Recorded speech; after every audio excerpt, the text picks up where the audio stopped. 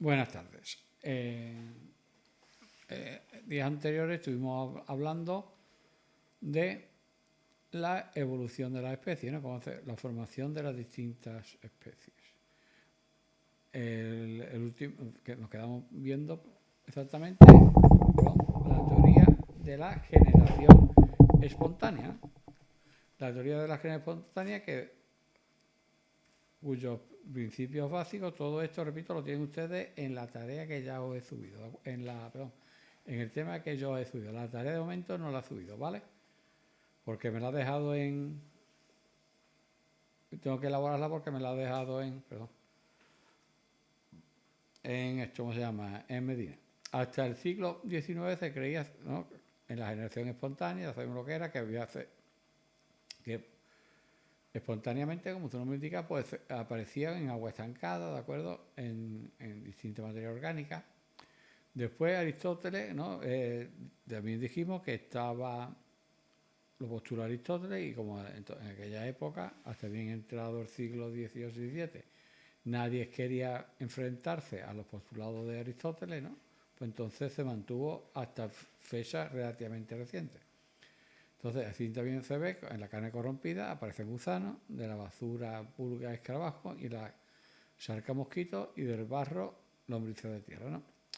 No estaba comprobado científicamente, sino es simplemente una observación de la realidad. Hasta ahí de acuerdo. Ahora vamos a postular, o vamos a poner la primera contradicción fue en el siglo XVII por Francesco Redi, este italiano. Entonces, ahora vamos a ver en qué se basa, cuando esto pase, las pruebas de la evolución de las especies, ¿no? Pues esto está medio.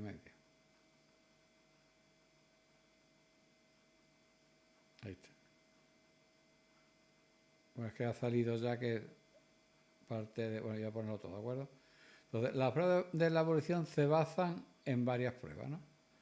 O sea, es que ya he puesto... Esto lo he modificado y no lo he dado y me sale del tirón. Bueno, ahí tenemos... Pues esto se pasa uno a uno, pero como ayer lo estuve modificando para que quedara bien en una sola diapositiva, se me olvidó darle a la animación, ¿de acuerdo? Bueno, la primera prueba son pruebas paleontológicas. Las pruebas paleontológicas son los restos que aparecen fosilizados, ¿no? Porque la paleontología es la ciencia que estudia los fósiles. Los fósiles siempre hacen referencia a seres vivos. No va a ver el fósil de una roca porque, lógicamente, la roca es inerte. Hay fósiles de árboles, de peces, de animales, pero nunca vamos a ver el fósil de una roca, lógicamente, ¿de acuerdo? Entonces, recordar que los fósiles son piedras, ¿eh? Ya los fósiles, lo que es el carbonato cálcico, se cambia en una sustancia inerte. Por eso la mayoría de lo que aparece son huesos, ¿de acuerdo? Entonces, los fósiles son, como he dicho antes, organismos vivos que vivieron en el pasado y que se han convertido en roca, ¿de acuerdo? Eso ya lo he dicho anteriormente. Las especies actuales que tenemos ahora han sufrido cambios muy lentos. En la época de los dinosaurios, los primitivos mamíferos eran más o menos musarañas, ¿eh? No eran mucho más grandes que una pequeña ratilla. ¿Dónde van a aparecer más fósiles? Lógicamente, cuanto más se goza el clima, más va a facilitar la conservación de los restos, ¿no? En los climas muy húmedos, la materia orgánica se descompone con suma facilidad. Ya eso lo sabían los egipcios, ¿no? Los egipcios sabían que que se basa la momificación de las momias, valga la redundancia, en extraer la mayor cantidad posible de agua de la misma. Con lo cual, las momias, ya he dicho en clase, que pesan poquísimo porque todo el agua de la momia prácticamente no, la han extraído. Por eso pesan tan poco, porque aproximadamente el 70 al 80% de un ser vivo es agua, ¿de acuerdo? Pero los restos de los animales o de las plantas pueden ser comidos, ¿no? Por eso muchas veces lo que aparece son los restos óseos de dinosaurio que ha matado otro dinosaurio carnívoro y cosas por el estilo, o alguno que ha sufrido un accidente, o está enterrado, ¿no?, en alguna ciénaga y no ha podido salir, y esos son los que se suelen encontrar prácticamente enteros. Lógicamente, todo lo que son los organismos internos, pues están descompuestos por los propios organismos que lo hacen actualmente, ¿de acuerdo? ¿Qué se va a facilitar? La parte más dura. Concha, dientes, esqueleto, en algunos casos, piel y plumas se han llegado a fosilizar, ¿de acuerdo? Se fosiliza aquello que es más inorgánico de todos los seres vivos. De los árboles, lo que se suele fosilizar, alguna hoja de lecho, o más que la hoja es la impresión cuando se ha caído en el barro, y el barro es lo que se ha petrificado. El barro es lo que se ha petrificado, que se ha endurecido y se ha quedado con una especie de molde de la planta, ¿de acuerdo? Los troncos sí han aparecido enteros fosilizados, pero esos troncos es zona ardenada, lógicamente, porque es un trozo de madera fosilizada. La madera fosilizada no arde. Bueno, arde como carbón, lógicamente, ¿no? Pero cuesta más trabajo encender, no es tan fácil de encender como una rama de un árbol vivo, porque al final lo que se convierte es en carbón. Todo el carbón procede de plantas que sean fosilizadas durante millones de años, ¿de acuerdo? Entonces, los sucesivos fósiles nos permiten observar cómo han cambiado ciertos animales y reconstruir la evolución de una especie en concreta en lo que se llama serie filogenética. Filo es hijo, genética, pues ya sabemos lo que es, ¿no? Filogenética. Son muy interesantes los fósiles donde aparecen en el mismo organismo. Por ejemplo, hay dos grupos, o sea, hay un mismo fósil, pueden salir dos ramas distintas de animales. Entonces, el eslabón que une a ambas especies de animales, por ejemplo, el Archaeopteryx, me parece que es un galo, ¿no?, de las películas de Asterix y Obelix, ¿no?, de las dibujos de Asterix y Obelix. A este tipo de fósiles se llama fósiles intermedios, o sea, entre el mamut y el elefante, que están emparentados, tuvo que haber un progenitor de donde, por un lado, surgieron los fósiles y por otro los mamuts, o nosotros con los primates, ¿no? O sea, nosotros somos simios, procedemos de un primer simio común que se separaron lo que fueron los simios, los gorilas, los orangutanes y el hombre, con más o menos, bueno, chimpancés más o menos con un cierto grado de parentesco genético, ¿de acuerdo? Obviamente, todas estas especies tienen una carga genética muy compartida muy grande. Nosotros prácticamente tenemos que hacer misma genética que un chimpancé. Hay también otras pruebas. Estas son las pruebas paleontológicas. También hay una prueba de la evolución. Pruebas embriológicas. Si nosotros vemos los embriones de muchos animales, todos prácticamente son iguales. ¿De acuerdo? Hay una parte donde prácticamente todos los embriones, reptiles, peces, mamíferos, todos son prácticamente iguales. Y empieza a diferenciarse y dan lugar a especies, ya al ser vivo completamente distinto cuando son adultos. Entonces, si vamos observando los embriones, aquellos embriones más parecidos van a dar lugar a animales más parecidos, pero generalmente en una primera fase embrionaria todos los animales son muy parecidos, que yo no sé si aquí he puesto ninguna foto. Y también vemos otra prueba de la evolución en las pruebas anatómicas. Las pruebas anatómicas que se ven muchos órganos completamente igual que los fósiles que están de animales anteriores que se han encontrado fosilizados. Partiendo de una misma base, podemos pensar que estas no son modificadas para la adaptación al medio en una especie procedente de otra estructura presente en una especie anterior. O sea, si aparecen, todos los animales se adaptan más o menos de la misma manera. ¿De acuerdo? Por ejemplo, la mayoría de los herbívoros están adaptados a correr mucho. ¿Por qué?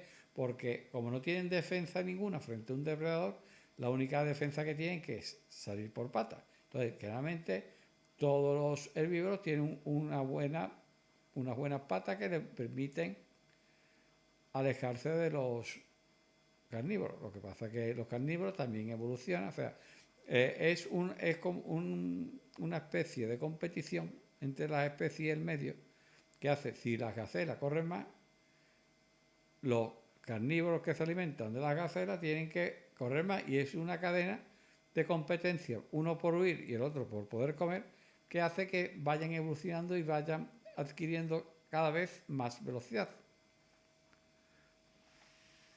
Bueno, y generalmente un grupo que ha evolucionado de un mismo antepasado tendrán algunas características comunes entre sí, ¿no? Por ejemplo, que pasa con los herbívoros, pasa con los primates, pasa con muchas especies animales. Por ejemplo, los burros y los caballos evidentemente proceden de una misma especie que se bifurcó en burros, caballos o nagros. Todo eso son... La mula ya sabemos que es un híbrido, no es una especie nueva, ¿de acuerdo? En el momento que se puedan reproducir dos mulas, pues entonces ya es una nueva especie. Entonces definimos dos tipos de órganos. Órganos homólogos, si su origen evolutivo es común, aunque su aspecto y función sean diferentes. O sea, decimos que se ha producido una divergencia adaptativa. Por ejemplo, un ejemplo muy claro, sabemos que los murciélagos son roedores, pero los murciélagos tienen alas. Las manitas que tienen los ratoncitos, habituados a coger muchas cosas, ven que los ratones y las ratas tienen cierta habilidad en las patas delanteras. Pues de esos órganos, similar al órgano a la mano del murciélago, el murciélago, la mano, forma cada una de las alas, los dedos, entre los dedos forma las membranas, se crean las membranas que le permite tener una superficie de vuelo para volar. Bueno, estos son órganos homólogos, es un mismo órgano que se ha adaptado a su forma de vida. El caso más excepcional es, por ejemplo, los delfines, ¿no? Los delfines, las patas de los delfines, muchas las han perdido y otras se han convertido en aletas. Y tenemos, por ejemplo, fijarse bien, un humano, esto es la mano, prácticamente que tenemos, esto es el fémur, la tibia, bueno, el fémur, esto es el cúbito y radio muy similar dentro de un gato, y esto es la mano del gato, que es la pezuña del gato. Si nos fijamos, bueno, y si nos vamos a, esto sería, por ejemplo, una ballena, ¿no? Whale es ballena, y esto es bat, que es murciélago. Esto está human, cats, whale, que es ballena, y bat, que es murciélago. Fíjense bien que esto es lo que yo estaba comentando antes. Los dedos, fíjense, los mismos 5 dedos que tiene la ballena en la aleta, 1 dedo, 2 dedos, 3 dedos, 4 dedos, y este es el pulgar. Perdón, que el pulgar prácticamente ha desaparecido. La tibia, el cúbito y el radio, y esto es el antebrazo. Un dedo, índice, ¿no? El índice es el mayor, pulgar, anular, ¿no? Y el meñique, y el otro, ¿cómo se llama? Y el gato igual, tenemos aquí, fíjate bien, este hueso es el mismo que el antebrazo, y el mismo que el antebrazo. ¿Qué ocurre, por ejemplo, qué gran diferencia? Estos huesos son muy, muy finos, porque el murciélago, para poder volar, tiene que disminuir considerablemente su masa corporal. Por eso va a poderse sustentar en el aire. ¿De acuerdo? El gato, fíjate bien, la adaptación que tiene al salto, no tiene nada que ver con la mano del hombre. Fíjate bien, aquí tenemos los 5 dedos. Pasa que en el caso del gato, prácticamente estos dedos, los dedos están soldados, y solamente le queda aparte, ¿no? El pulgar. Como en el caso del hombre, el pulgar, fijarse bien los distintos pulgares. Este es el pulgar del murciélago, pero fijarse bien, este será el cúbito y radio, cúbito y radio, cúbito y radio, y un mismo órgano, por adaptación al medio, la forma tan diversa que tiene que adaptarse, formando un brazo para prensil como el hombre, una mano prensil, un gato, la habilidad que tiene el gato para saltar, cualquier felino, la aleta de una ballena y el ala de un murciélago. Nos fijamos y se trata exactamente del mismo órgano. Lo que pasa, repito, que ha evolucionado de distintas maneras. Y lo contrario son análogos. Órganos análogos que son órganos que son distintos, pero por la evolución pasan a desempeñar la misma función. Por ejemplo, salto, ¿no? Aquí tenemos esto es un marsupial, las patas de salto, una rana y un saltamontes. Nos fijamos que la evolución le ha dado patas traseras muy poderosas. Fijarse bien, las manitas delante relativamente pequeñas, ¿de acuerdo? Y en un mismo órgano de distintas especies que no tiene nada que ver la pata de una langosta con la pata o la pata de una rana. No tiene absolutamente ningún carácter evolutivo común. ¿Pero qué ocurre? Bueno, sí, común de familia, no tienen ningún parentesco.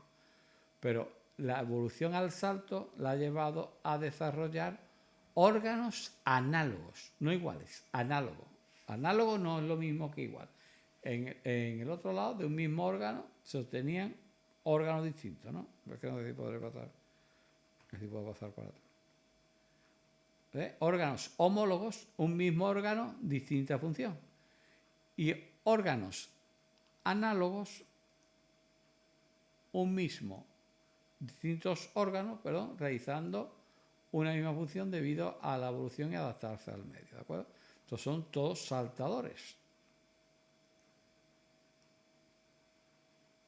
Los animales, los seres vivos en general, se adaptan al medio. Y órganos vestigiales son órganos que perdieron su función porque en la evolución el animal no ha necesitado desarrollarlo, que puede pasar, por ejemplo, a los ojos de los topos. Los topos prácticamente son ciegos porque los ojos son órganos vestigiales. Como no al adaptarse a vivir en sitios oscuros, siempre en túneles, pues le ha desaparecido, ¿no? Aquí tenemos, por ejemplo, una ballena donde está la pata, fíjate donde está la pata trasera de la ballena, prácticamente desaparecido. De la boa constrictor también tiene patas. Y la salamandra, las manos, las patas traseras, como ha evolucionado, ¿de acuerdo? O sea, órganos que han perdido su naturaleza y yo creo que tiene la ballena una especie de aleta. No tiene aleta. Bueno, o sea, tiene en una época muy primitiva, ¿ves? Estas son las patas de la serpiente que prácticamente se confunden con los anillos de las costillas, una costilla más de la serpiente, que ha evolucionado tanto que ha dejado ya de servirle para nada. Es algo parecido a lo que le ocurre, por ejemplo, al hueso de atrás del culo, a la rabadilla del culo, a la rabadilla, ese hueso, ¿cómo se llama? El coxis, ¿no? Ese es el rabo vestigial que tenemos todos los mamíferos. La mayoría de los animales tienen rabo. Entonces, ese rabo, en el caso del hombre, como no lo ha necesitado porque su evolución cada vez se ha ido acortando más, llega un momento que prácticamente ha desaparecido.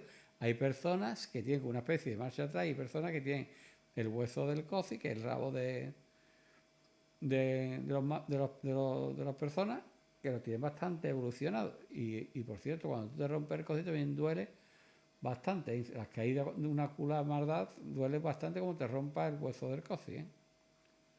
Y también hay pruebas biogeográficas. Aquí está mal, biogeografía, no, biogeográficas. Falta una C, perdón. O sea, hay muchas especies actuales que se han originado antes, lógicamente, del intercambio. Ya el problema que tenemos, que hay muchas especies que estaban aisladas en su ecosistema, que por culpa del hombre generalmente, pues han ido, lo que se denominan especies invasoras, ¿no? Y cuando llega una especie invasora de un sitio a otro donde no tiene ningún enemigo natural, pues terminan de forma no artificial, lógicamente, evolucionando positivamente, y compite con las especies autóctonas, incluso derrotando a las especies autóctonas, ¿no? Eso, por ejemplo, cuando introdujeron animales procedentes de Europa y de América, en Australia, ¿no? Por ejemplo, las ratas, antes no había, el conejo fue un ejemplo muy claro, se introdujo en Australia y fue una verdadera plaga porque no había ningún animal que se alimentara de conejos, ¿de acuerdo? Cuando rompemos el ecosistema nos lleva a graves problemas, más de lo que creemos. Entonces, todas las especies tienen su forma porque no salieron de su aislamiento geográfico. Hay zonas de, por ejemplo, la isla de Galápagos, de una isla a otra, los Galápagos son completamente diferentes porque no ha habido ningún intercambio entre las islas. Se llaman especies o animales endémicos cuando proceden de un determinado lugar, ¿de acuerdo? Y eso pasa tanto con los animales como con las plantas, ¿de acuerdo? Entonces, hay mucha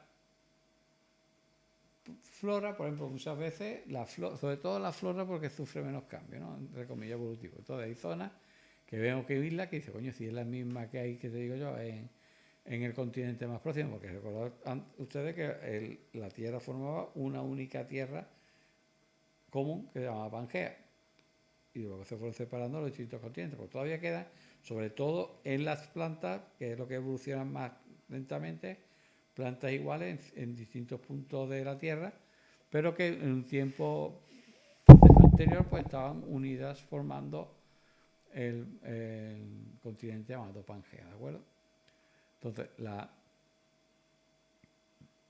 por eso, por ejemplo, un jaguar americano, una pantera, un leopardo, hay similares.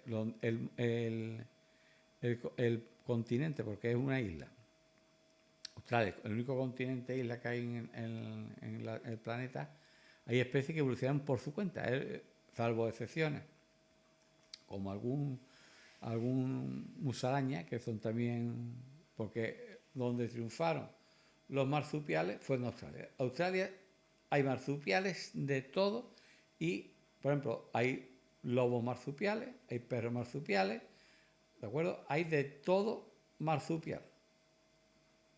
El león de Tasmania es un animal marsupial, está emparentado también con los canguros, y fijarse bien que parece más a un glotón de Norteamérica que a otra especie de animal. Y son dos especies completamente distintas, pero al desarrollar una misma función dentro del ecosistema, pues toman formas muy parecidas, ¿de acuerdo? Y más pruebas bioquímicas, que sencillamente si se analiza el ADN de las especies, de ver parchegos que tienen entre sí. Y ya llegamos a lo que son las pruebas genéticas. Las pruebas genéticas, como he dicho antes, el estudio del ADN, DNA en inglés, de Social Nucleic Acid, que se dice así, de un profesor que cuando decía ADN nos pegaba. Las pruebas bioquímicas, por eso se sabe que compartimos, o sea, los delfines son lógicamente mamíferos y comparten mucha de nuestra cadena de ADN porque es de la misma, proceden del mismo tronco genético que los demás mamíferos, ¿de acuerdo? Entonces, lógicamente, la diversidad es el resultado de que hayan aparecido cambios, porque llega un momento que se produce un cambio en la cadena de ADN y por eso no son iguales. Lógicamente, algo nos va a diferenciar a nosotros de los chimpancés, aunque compartimos gran parte de nuestro ADN. Las mutaciones pueden producir, como dice antes, efectos grandes, pequeños, benéficos o perjudiciales, ¿no? Por ejemplo, como el síndrome de Down, ¿no? El síndrome de Down, bueno, que es perjudicial, pero genera una anomalía en el hombre, ¿de acuerdo? Y cambiando el número o estructura del cromosoma. Bueno, y ya pasamos, o dejamos ya, el próximo día vamos a ver la teoría de Lamarck-Darwin y las teorías actuales sobre la evolución, ¿de acuerdo? Bueno, pues salud a todas y a todos.